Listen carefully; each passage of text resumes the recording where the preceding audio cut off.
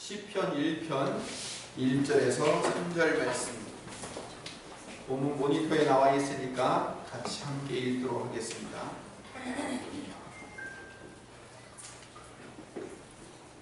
시편 1편 1절에서 3절 말씀입니다. 같이 읽습니다. 복 있는 사람은 악인들의 꾀를 따르지 아니하며 죄인들의 길에 서지 아니하며 오만한 자들의 자리에 앉지 아니하고 오직 여호와의 율법을 즐거워하여 그의 율법을 주야로 묵상하는도다. 그는 시냇가에 심은 나무가 철을 따라 열매를 맺으며 그 잎사귀가 마르지 아니함 같으니 그가 하는 모든 일이 다 형통하리로다. 아멘. 묵상의 유익에 대해서 함께 말씀을 전하겠습니다.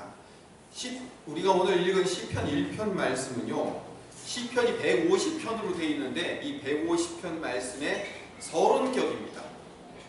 그래서 여기서 복 있는 사람과 복 없는 사람, 의인과 악인을 두 종류로 딱 구분하여 대조하여 설명한 시가 시편 1편의 말씀입니다. 그런데 이 시편 1편의 1절에 보면 복 있는 사람은 악인과 죄인과 오만한 자들과 함께하지 않는다, 이렇게 설명을 하고 있어요. 그걸 제외하고는 어떤 사람이 복 있는가에 관한 설명은 아직 없습니다. 2절로 넘어가서 복 있는 사람은 여호와의 율법을 즐거워하여 그의 율법을 주야로 묵상한다 라고 말하고 있습니다. 그리고 3절로 넘어가면 그렇게 복 있는 사람은 시냇가에 심은 나무가 철 따라 열매 맺으며 그 잎사귀가 마르지 아니함 같이 하는 모든 일이 다 형통할 것이다 라고 말하고 있어요. 그러면 3절은 열매에 관한, 복 있는 사람은 이런 열매를 받을 것이다 라는 얘기고, 1절은 악인과 죄인과 오만한 자리와 함께하지 말아야 된다고 얘기하고, 그러면 복 있는 사람은 어떤 사람인가에 대한 설명은 어디밖에 없어요? 2절밖에 없죠.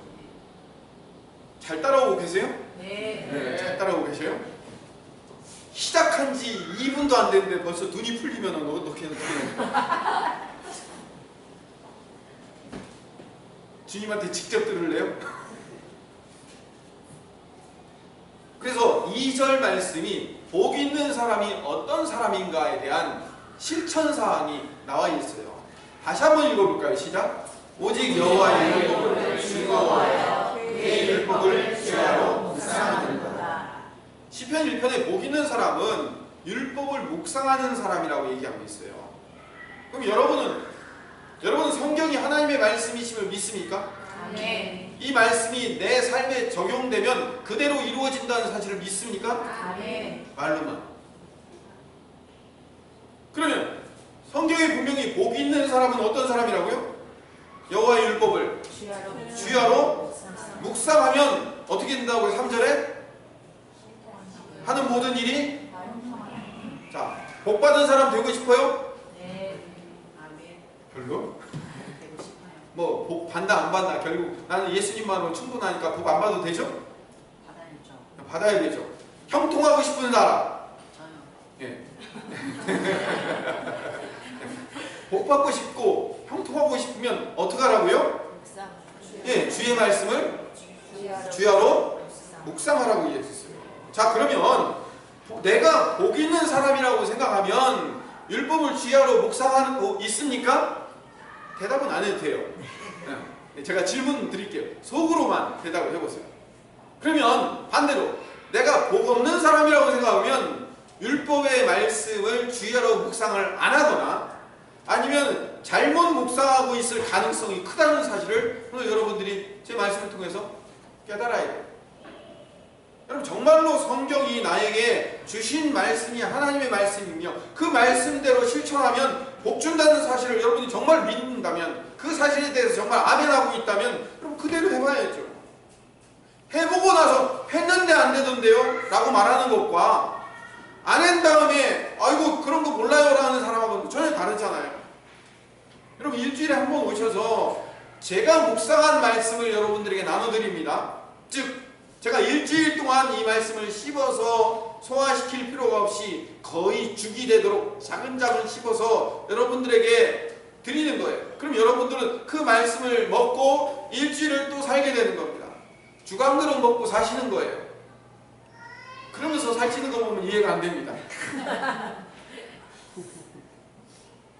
근데 장성한 사람은 직접 말씀을 읽고 그 말씀을 내가 씹어서 소화할 필요가 있어요.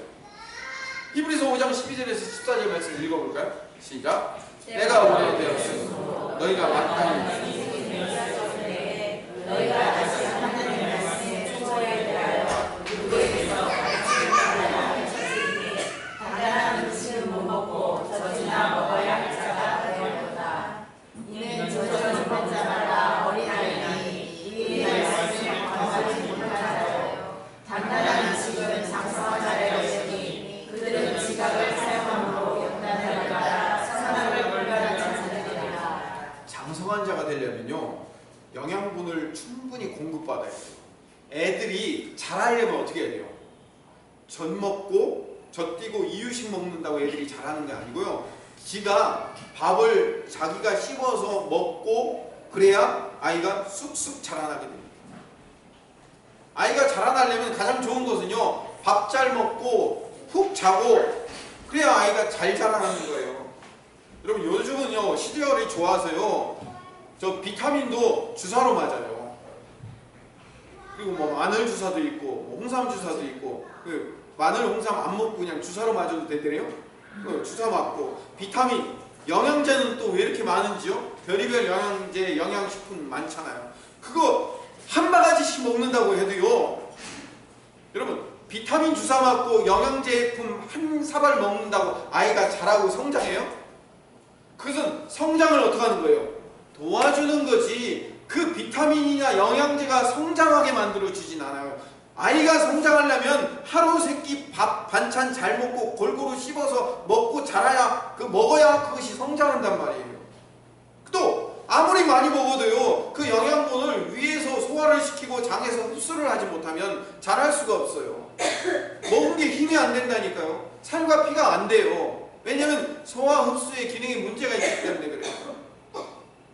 아이가 엄마 젖만 먹다가 성장하려면 이유식 먹다가 자기가 직접 이빨 나면 씹어서 음식 자글자글 씹어서 삼켜야 돼요.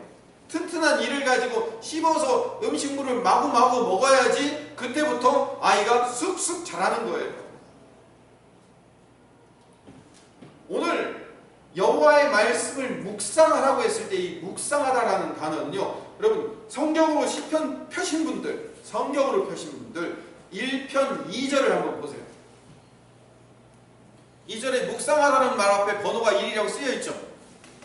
그렇죠? 맨 밑으로 내려가 보세요. 뭐라고 써 있습니까? 작은 소리로 읊조리다. 네, 작은 소리로 읊조리다 라는 말이 나와요. 그러니까 이 묵상하다라는 말은 오늘 히브리어 공부 좀 해봅시다. 히브리어로 하가라는 말이에요. 하가. 따라해보세요. 하가. 앞으로 자주 들을 거예요. 이 하가라는 말은 묵상하다, 생각하다 이런 뜻인데, 원래 묵상하다, 생각하다라는 뜻은 아니에요. 원래 하가라는 말의 뜻은 해계라는 말에서 나오는데, 이 해계라는 말이 고양이나 사자나 이 고양이과에 속하는 동물들이 하고 그르렁거리는 소리 있죠.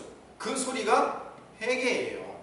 이렇게 그르렁거리다, 아니면 새가 제잘제잘 거리다, 아니면 여러분 신음하다, 탄식하다, 이런 신음하고 탄식한 소리. 아프면 어떻게 돼요? 이렇게 하죠. 안 아프셨어요?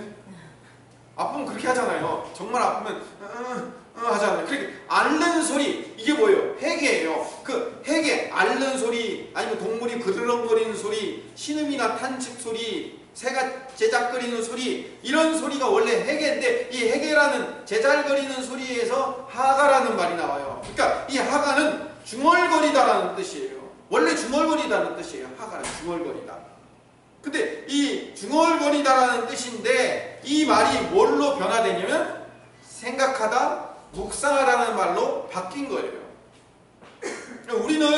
우리 그 동양 아시아 사람들한테 묵상하다는 것은 벽을 보고 아무도 없는 곳에 조용히 입 다물고 명상하는 것을 우리는 묵상이라고 생각을 하는데 히브리인들은 생각이 달라요. 그들에게 있어서의 묵상이라는 건 뭐냐면 뭘 읽으면서 중얼중얼 하면서 읊조리는 것을 뭐라고 얘기한다고요? 묵상, 하가라고 얘기한다고요. 원래 하가라는 말이 따로 있어요. 아니야, 묵상이라는 말이 따로 있어요. 묵상하라는 말은 시야흐라는 말인데 따로 있어요. 시편 143편 5절에 보면 제가 잘못 적어놨어요. 143편 5절을 제가 읽어보겠습니다. 내가 옛날을 기억하고 그의 모든 행하신 것을 읊조리며 주의 손이 행하는 일을 생각하고 라고 되어 있는데 옛날 일을 기억하고 주의 모든 행하신 것을 읊조리다. 여기 보세요. 집사님 얼른 해주셨네요. 읊조리다라는 말이 뭐냐면 하가예요. 그 다음에 주의 손이 행하는 일을 생각하다라는 말이 시야흐예요. 그러니까 원래 생각하다 묵상하라는 단어가 따로 있어요. 시야흐라는 단어가 있는데 성경은 시야흐라는 단어는 별로 사용 안 해요. 그리고 하가 묵상하다라는 단어를 웅얼거리다 중얼거리다라는 단어를 묵상하다라는 말로 따로 사용해요. 왜 그러냐면 묵상하다라는 단어가 있음에도 불구하고 왜 하가라는 말을 사용하냐면 히브리인들에게 있어서의 묵상은 뭐기 때문에 율법을 늘 중얼거리는 거기 때문에 율법을 늘 중얼거리는 것, 그걸 묵상이라고 얘기를 하는 거예요. 작년에 우리 교단에서 목회자 부부들 그 이스라엘로 성지순례를 보내주셔서 제가 갔다 왔는데 저희 집사람하고 갔다 왔는데 거기 통곡 이스라엘의 그 성전 옆에 통곡의 벽이라고 유일하게 남은 벽이 있어요. 그 통곡의 벽에 지금도 유대인들이 벽을 붙들고요. 거기다가 이 성경 말씀을 이렇게 들고 이게 벽을 대고요. 앉아서 중얼중얼 하면서 그들이 거기서 중얼거리면서 뭔가를 외우고 있어요. 성경을 읽으면서 읽고 외우고 있어요. 가서 직접 보셨죠? 권사님 보셨죠? 네. 그렇게 보시는 거예요. 그렇게 지금도 그들은요 묵상을 뭐라 하냐면 그렇게 성경을 중얼중얼 읽으면서 외우는 거예요. 그러면서 읽는 거예요. 그거를 하가라고 부른다고요. 하가라는 말이 또 한 번 등장합니다. 우리가 아주 잘하는 것에 나와요. 여호수아 1장 8절 말씀을 한번 봅시다. 같이 읽어볼까요? 시작. 이 율법책을 내 입에서 떠나지 말게 하며 주야로 것을 묵상하여 그 안에 기록된 대로 다 지켜야 하라. 그리하면 내 길이 평탄하게 될 것이며 내가 형통하리라. 자, 여기에 보면 제가 아주 즐겨 쓰는 말씀이 바로 이 여호수아 1장 8절 말씀인데 모세가 애굽에서 출애굽한 다음에 시내산에서 하나님이 직접 주신 십계명을 받고 내려와서 율법을 가르치고 성막을 짓고 모압 평야까지 그 말 안 듣는 백성들을 40년 동안 끌고 온 영도자 중에 영도자가 모세예요. 근데 그 모세가 죽어요. 그리고 여호수아, 시종이었던 여호수아가 모세의 뒤를 이어 후계자가 돼요. 이제 여호수아가 그 말 안 듣는 이스라엘 백성들 데리고 요단강 건너 가나안 땅 들어가 차지를 해야 되는데 얼마나 두렵겠어요. 얼마나 염려가 되겠어요. 내가 시종이었던 사람인데 어떻게 이 일을 감당할까. 그러니까 여호수아가 뭐가 필요하겠어요? 여호수아에게는 지도력도 필요하고 사명도 필요하고 전략도 필요하고 은사도 필요하고 책임감도 필요하고 다양하게 사람들을 이끌 수 있는 리더십도 필요하고 여러 가지 필요할 텐데 하나님은 여호수아에게 리더십, 지도력, 사명, 전략, 은사, 책임감을 요구하시는 게 아니라 딱 한 가지를 요구하시는 거예요. 뭐라고요? 이 율법책을 내 입에서 떠나지 말게 하며 주야로 그것을 중얼거리며 읊조리며 그 안에 기록된 기대로 다 지켜 행하면 평탄하게 될 거라고 말씀하십니다. 율법책을 하가하래요. 묵상하라는 거예요. 늘 중얼거리면서 읊조리는 것이 네가 이 이스라엘 백성들을 끌고 나가서 네 입으로 그들을 지도력을 사용해서 끌고 가는 게 아니고 하나님이 하실 거니까 너는 하나님의 말씀을 늘 묵상하는 것, 그게 네가 할 일이다. 이렇게. 여호수아 1장 7절에도 보면 7절에 마지막 부분 읽어봅시다. 그 율법을 다 지켜 행하고 같이 읽읍시다. 시작. 우로나 좌로나 치우치지 말라. 그리하면 어디로 가든지 형통하리라. 1장 8절 말씀을 다시 보여주세요. 맨 마지막에 그리하면 내 길이 평탄하게 될 것이며 내가 형통하리라. 시편 1편 3절 말씀을 봅시다. 마지막 부분 그가 하는 모든 일이 다 형통하리라. 자, 묵상하면 뭐가 온다고요? 형통이 오는 거예요. 형통하기를 원하십니까? 네. 뭐 하십시오? 묵상하십시오. 묵상하십시오. 묵상과 형통은 같이 가잖아요. 여호수아 1장 8절도 시편 1편 3절 말씀도 묵상과 형통은 같이 가잖아요. 찰스 스펄전이라는, 여러분 아실 거예요. 아주 유명한 설교가가 있어요.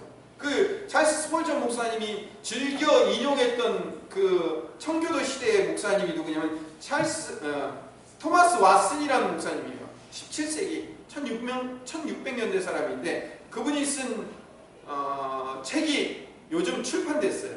이 토마스 왓슨이라는 17세기의 청교도 목사님이 하나님을 만나는 거룩한 습관 묵상의 산에 오르라 라는 책을 요 근래 다시 재판에서 출판을 했어요. 묵상의 산에 오르라. 이 책에 보면 무슨 얘기가 나오냐면 성경은 되새김질 묵상은 우리가 들은 진리를 되새기는 것이다. 들은 진리를 어떻게 하는 거라고요? 되새기는 것이다. 구약 성경은 되새김질하지 않는 짐승은 부정하다고 말했다. 돼지고기를 왜 유대인들이 안 먹죠? 부정한 짐승이라고 안 먹어요. 왜 부정하다고 성경이 말하고 있냐면 되새김질을 안 해서 부정하다는 거예요. 그래서 이 토마스 왓슨 목사님 뭐라고 얘기하냐면 구약 성경은 되새김질을 하지 않는 짐승은 부정하다고 말했다. 이와 마찬가지로 묵상을 통해 진리를 되새기지 않는 신자는 부정한 신자로 간주되어야 한다라고 말해요. 제가 직접 얘기하면 혼날까봐 이 책을 이용합니다. 묵상하지 않은 백성은 뭐라고요? 부정한 교인이 된대요. 부정한 신자로 간주되어야 된대요. 그럴 만큼 우리의 삶은 뭐 하라고 하는 거예요? 되새김질을 해야 된다는 거예요. 되새김질. 뭘 되새김질 해야 돼요? 말씀을. 여러분 소가 되새김질을 어떻게 해요? 일단 풀을 먹고 그 다음에 그걸 다시 해가지고 또 입으로 씹어가지고 또 넘기잖아요. 되새김질하는 거예요. 늘 이거를 말씀을 묵상한다고 하는 거예요. 읊조린다고 얘기하는 거예요. 이걸 형통이라고 얘기하고 이걸 복이라고 얘기해요, 성경이. 근데요, 이게 나중에는 기도가 돼요. 말씀을 묵상하는 것이 나중에는 기도가 돼요. 그리고 이 기도가 나중에는 예배가 돼요.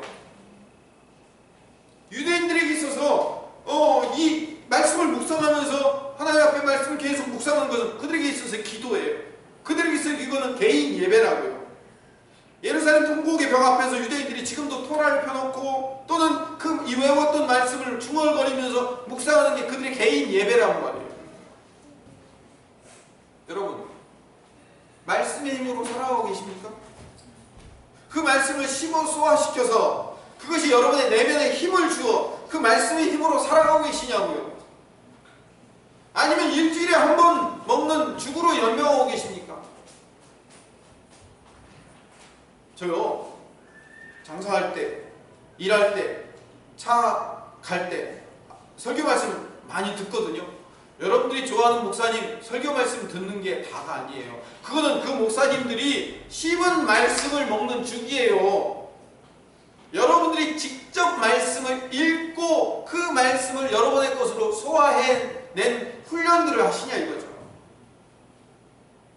하나만 더 봅시다. 신명기 17장에 보면 18절에서 20절 이스라엘에 왕이 세워지면 왕은 이렇게 해라 라는 그 왕들에 관한 이야기가 나오는데 18절에서 20절 말씀을 읽어봅시다. 시작.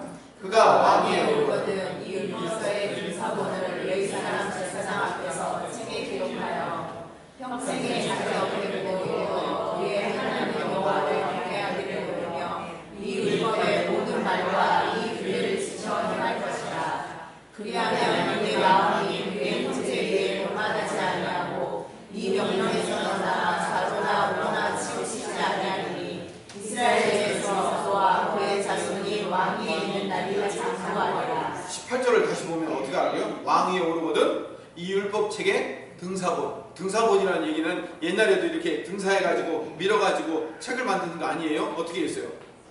다 일일이 썼다고요. 여러분 바리새인들, 사두개인들, 제사장들, 서기관들이라고 할 때 서기관이 뭐하는 사람인지 아세요? 성경. 성경 복사하는 사람이에요.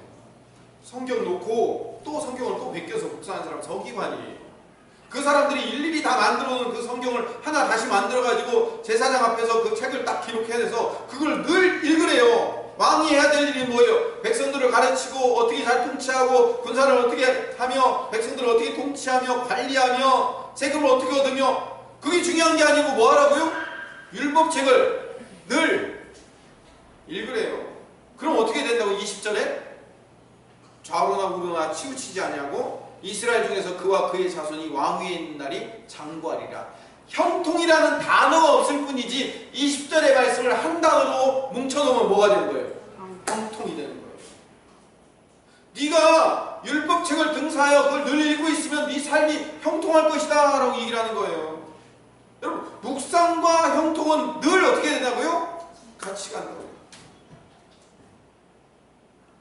시편 1편 2편의 말씀, 여호수아 1장 8절의 말씀, 신명기 17장 18절에서 20절의 말씀, 세 말씀이 똑같아요. 그런데 뭐를 묵상하라고요? 여호와의 율법을 묵상하라고. 여기서 말하는 여호와의 율법이라는 단어는 토라예요. 토라. 이 토라라는 말은 히브리어 모데라는 말과 야라라는 두 단어가 합성된 단어예요. 모데라는 말은 손으로 뭔가를 던지는 사람이에요. 야라는 던지는 행위예요. 그러니까 모데와 야라를 합치면 손으로 뭔가를 던지는 사람이 던지고 있다를 얘기하는 거예요. 그러니까 손으로 뭔가를 던지는 사람이 던지는 게 뭐예요? 활 쏘는 사람, 궁수가 활을 쏘는 것도, 그리고 또 선생님이나 부모가 진리가 여기 있습니다 라고 이렇게 가르치는 것도 뭐예요? 토라예요. 방향, 지식, 교훈, 훈계에 지시되는 거예요. 근데요, 죄라는 말이 있어요. 죄라는 말은 히브리어로 하타인데 뭐에서 빗나가다 이런 뜻이에요. 헬라어로는 하마르티아인데 관역을 맞추지 못하다 이런 뜻이에요. 죄라는 것은 어디에서 빗나가 있고 그리고 관역을 맞추지 못한 것을 죄라고 얘기해요. 아까 율법은 뭐라고 그랬죠? 가르치는 사람이 가르치는 방향이 여기가 진리입니다 라고 딱 손을 던져서 가르치는 행위가 토라라고 되어 있어요. 이게 진리입니다 라고 가르치는 행위. 죄는 뭐라고요? 그 진리에서 벗어나는 것, 빗나가는 것을 죄라고 얘기해요. 죄와 율법은 서로 어떻게 되어 있어요? 반대예요. 죄는 어디 그 기준점에서 빗나가 있고 관역을 맞추지 못한 거고, 율법은 지시하는 거예요. 이게 진리입니다 라고. 그럼 예수님께서 이미 우리에게 진리를 주셨잖아요. 어떤 진리요? 예수님, 당신이 길이요, 진리요, 생명이라고. 우리는 예수님이 우리에게 주신 말씀을, 또는 예수님이 이 땅에 오신다는 그 구약의 모든 말씀을 늘 묵상하는 것이 진리예요. 그 진리의 말씀을 우리는 거기에 집중하는 거예요. 시편 119편 113편을 읽어봅시다. 119편 113절 같이 읽읍시다. 시작. 내가 없는 자들을 미워하고 주의 법을 사랑하나이다. 히브리어 원어에 보면 이 주의 법이라는 말이 토라라고 되어 있어요. 두 마음을 품는 자들을 미워하고 토라를 사랑한다고요. 두 마음을 품는 게 뭐예요? 두 마음을 품는다는 것은 하나에 집중하지 않는 거예요. 마음이 갈려져 있다는 거예요. 하나님께 집중하여 하나님으로 만족할 수 있는 것이 얼마나 소중하고 중요한지 몰라요. 그래서 늘 끊임없이 날마다 중얼중얼 읊조리고 또 읊조리는 것, 그게 한 마음을 가진 태도예요. 이거를 뭐라고 얘기하면 아까 시편 1편 2절의 말씀대로 여호와의 율법을 즐거워하여, 여호와의 율법을 즐거워한다는 얘기는 어떤 말씀이냐면 꿀과 속인 꿀보다도 더 달게 주의 말씀을 받아 그것을 중얼거리며 묵상하는 거예요. 주의 말씀을 어떻게 하는 거라고요? 그냥 이거 하면 복 받는다며 한번 해볼까? 복 받나 한번 해볼까? 라고 하는 게 아니고 그 말씀이 기쁘기 때문에 그 기쁜 말씀을 어떻게 하는 거예요? 감사한 마음으로 늘 내 몸에 붙여 함께 그 말씀과 동행하며 사는 것이 즐거워한다는 얘기예요. 아까 서기관 얘기할 때 말씀드렸지만 고대 사회에서요, 이 성경, 토라를 개인이 가질 수가 없어요. 개인이 가질 수 있는 법이 없어서가 아니라 개인이 가지려면 돈이 엄청 많이 들기 때문에 비싸서 토라를 살 수가 없었어요. 요즘처럼 3만원 4만원 하면 좋은 가죽으로 된 성경책 한 권씩 살 수 있는 그런 시대가 아니었어요. 서기관이 원본을 보고 그것을 다시 그대로 복사해 놓은 것을 종이로 쓴 것도 아니고 두루마리로 된 성경, 양피지 알죠? 양의 속, 가죽 껍데기 그걸 다 펴서 말려가지고 그걸 이어 붙여가지고 만든 그 두루마리에다가 썼단 말이에요. 그래가지고 창세기가 한 두루마리로 돼 있지 않아요. 창세기 하나만 해도요 그 두루마리가 몇 두루마리씩 되는 거예요. 그게 창세기, 출애굽, 레위기, 민수기, 신명기 이 5권 토라 5권 책만 해도 어떻게 되는 거예요? 전부 다 모아놓으면 혼자 가지고 갈 수가 없어서 수레에다 싣고 그거를 끌고 가야 된다니까요. 그래서 이게요 몇 천만 원 때로는 몇 억씩 되는 그런 값어치 있는 거란 말이에요. 마을에 회당이 생기면 그 회당에 뭐가 있어야 되면 회당에는 반드시 두루마리 토라가 있어야 돼요. 회당이 만들어졌는데 토라가 없으면 어떻게 해야 돼요? 마을 공동체 사람들이 헌금을 걷어가지고 그 비싼 토라를 구입해다가 그거를 마을 공동체의 공동 소유로 만들어 놔야 돼요. 그래서 회당을 짓는다는 것은 건물 짓는 게 회당이 아니에요. 회당을 지으면 거기에 반드시 뭐가 있어야 돼요? 토라가 없으면 그건 회당이 아니란 말이에요. 그만큼 토라가 비싸고 중요해서 개인이 가질 수가 없어요. 그 토라를 언제 읽을까요? 안식일 날 랍비가 나와서 그걸 읽어요. 그럼 모든 예배하는 자들이 랍비가 읽어주는 그 토라를 귀담아 들어야 돼요. 딱 그때뿐이에요. 그 다음에는 읽을 수 있어요? 못 읽잖아요. 그러면 어떻게 해야 돼요? 대부분 그 토라를 어떻게 해야 되냐면 그걸 늘 듣고 반복해서 듣고 암기하는 거예요. 그 토라를 묵상하고 늘 일절일 수밖에 없는 이유가 뭐냐면 토라는 마을의 학문뿐이에요. 개인이 소장할 수가 없어. 왕이나 등사본 만들어가지고 할 수 있지 개인이 그걸 가질 수가 없기 때문에 그 말씀을, 그 귀한 말씀을 어떻게 해야 돼요? 늘 외워야지요. 북한이나요 옛날 중국의 가정교회, 지하교회 같은 경우는 성경이 한 마을에 한 권 있을까 말까 했어요. 없는 마을도 있고 있는 마을도 있고 있어도 쪽복음으로 있고 쪽복음 아세요? 요즘은 그게 안 나오는데 누가복음 한 권, 마태복음 한 권, 요한복음 한 권 이렇게 해가지고 한 권씩 쪽으로 나와 있는 그런 복음 그런 거 한 권 있을까 말까 그런 데 있어요. 근데 주일에 성도들이 모이면요 리더가 그 성경을 쪽복음을 읽어줘요. 그 모인 날 아니면 들을 기회가 없거든요. 얼마나 집중해서 얼마나 꿀같은 말씀으로 들었겠냐고. 그래서 웬만하면 그 성경들을 다 암송했어요. 차라리 성경 없던 시절이 더 깊은 신앙을 갖고 있잖아요. 성경 다 없앨까요?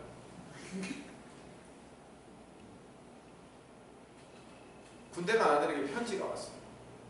근데 이 어머니가 글을 읽을 줄 모르네. 동네 이장을 찾아가가지고 어머니가 우리 아들 편지 왔는데 이 편지 좀 읽어달라고. 이장이 군대 간 아들 편지를 읽어주는 거예요. 어머니 그동안 잘 지내셨습니까? 저도 잘 지내고 있습니다. 근데 이장은 무덤덤하게 그냥 읽죠. 그렇죠?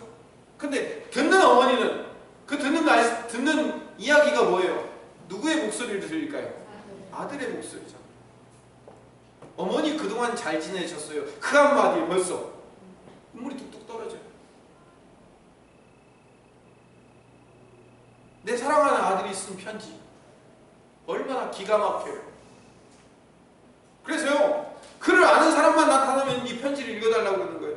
우체부 아저씨 와도 아저씨 이것 좀 읽어주세요. 초등학교 학생이 지나가도요 그 어머니한테 붙들리면 야 이 편지 좀 읽어줘라. 이 편지 양쪽 끝이 너덜너덜해질 때까지 아들 편지를 읽어달라고 그러는 거예요. 이 어머니가 이 아들 편지를 그냥 싸그리 외워버렸어요. 왜? 너무나도 귀하고 소중한 편지. 그걸 뭐라고 얘기한다고요? 율법을 즐거워하여. 여호와 율법이 이렇게 즐거워요? 꿀과 송이꿀보다 더 달게 즐겁습니까?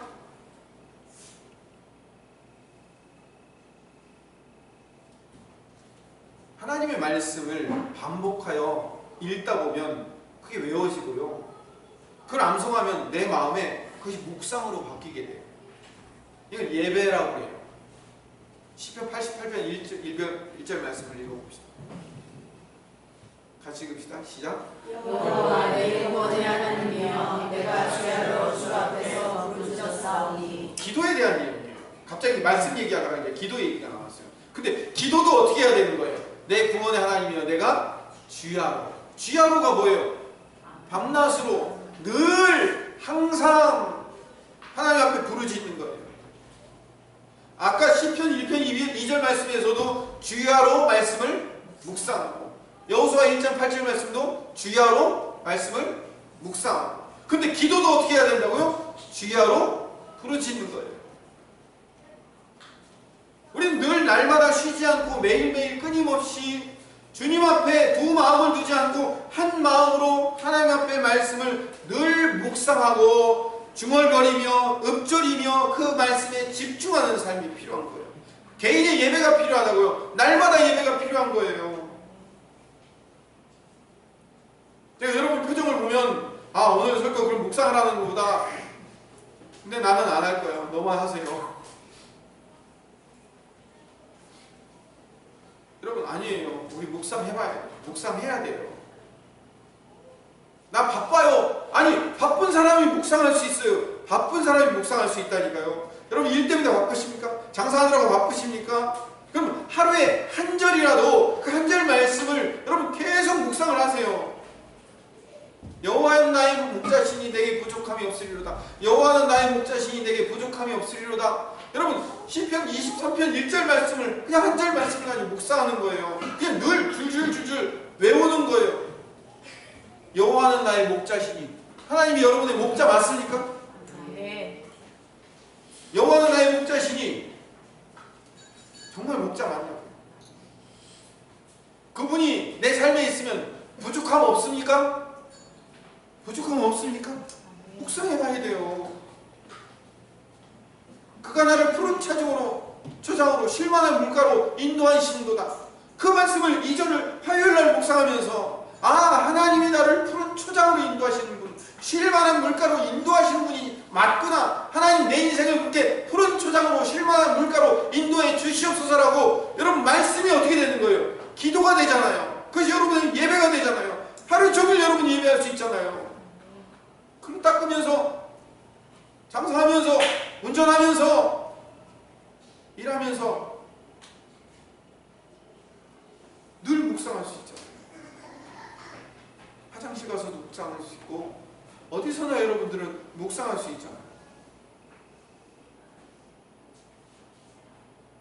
그렇게 한 마음으로 하나님의 말씀을 묵상하면 그 묵상의 힘이 여러분 안에 생기는 거예요. 디모데전서 4장 3, 4절 말씀을 읽어봅시다. 요즘 새벽 예배하는 설교 본문이에요. 디모데전서를 하고 있는데 같이 3절 4절 읽어볼까요? 시작. 우리들을 하고 어떤 음식물을 먹지 말라고 하였다. 음식물은 하나님이 주시지만이 믿는 자들과 진리를 아는 자들이 감사함으로 받을 것이니라. 하나님께서 주신 모든 것이 선함에 감사하다 보면 버릴 것이 없나니. 아까 토마스 가슴 목사님 말씀처럼 되새김질 안 하는 돼지 고기 같은 건 부정하니까 먹지 말라고 가르치는 거짓 교사들이 등장할 텐데 그 돼지고기 안 먹는 게 중요한 게 아니고 돼지처럼 말씀을 되새김질 안 하는 게 더 큰 문제인 거예요. 그러니까 거기에 대해서 돼지고기든 무슨 고기든 하나님께서 지으신 모든 것이 다 선하기 때문에 그걸 감사함으로 받으면 버릴 게 하나도 없어요. 그러면서 5절에 하나님의 말씀과 기도로 거룩하여지기 때문에 그런 거예요. 하나님의 말씀과 기도로 우리는 그 모든 것들이 다 거룩하게 만들어낼 수 있어요. 모든 일상이 다 거룩해질 수 있다고요. 6절을 보면 내가 이것으로 형제를 깨우치면 이것이 뭐예요? 이것. 말씀과 기도로 우리의 모든 삶이 거룩해질 수 있다는 것을 형제들에게 깨우치고 가르치면 예수 그리스도의 좋은 일꾼이 될 수 있대요. 7절로 넘어갑시다. 망령되고 허탄한 신화를 버리고 경건에 이르도록. 경건이 뭘까요? 경건은 말씀과 기도로 우리의 모든 삶을 거룩하게 만드는 것, 그걸 경건이라고 한마디로 줄인 거예요. 한 단어로. 그러니까 그 경건에 이르도록 내 자신을 연단해 보라는 거예요. 늘 말씀과 기도로 내 자신을 연단하면 8절 같이 읽읍시다. 제 연단은 약간의 일이 있으나 경건은 범사에 유익하니 금생과 내생에 약속이 있느니라. 육체의 연단, 내가 열심히 운동하고 내가 열심히 음식을 조절하고 하면, 육체로 열심히 운동하거나 음식을 조절하면, 연단하면 약간의 유익이 있어요. 살도 빠질 수 있고 건강해질 수 있고. 근데 그거는 약간의 유익일 뿐이에요. 이 땅에서는 약간의 유익일 뿐이고, 경건은 말씀과 기도로 우리의 삶을 끊임없이 읊조리며 중얼거리며 하나님의 말씀을 묵상하며 사는 삶은 범사에 유익이 있는데 금생과 내생에 약속이 있다는 거예요. 아까 읽었잖아요. 시편 1편 3절, 여호수아 1장 8절. 묵상은 항상 뭐와 같이 간다고요? 형통과 같이 간다고요. 9절에 얼마나 이 경건의 비밀이 좋으냐면, 중요하냐면 이렇게 읽습니다. 같이 읽읍시다. 빛보다 이만하며 모든 사람들이 다 듣고 실천한 말이래요. 모든 사람이다. 그러면서 13절에 이렇게 결론을 내리고 있습니다.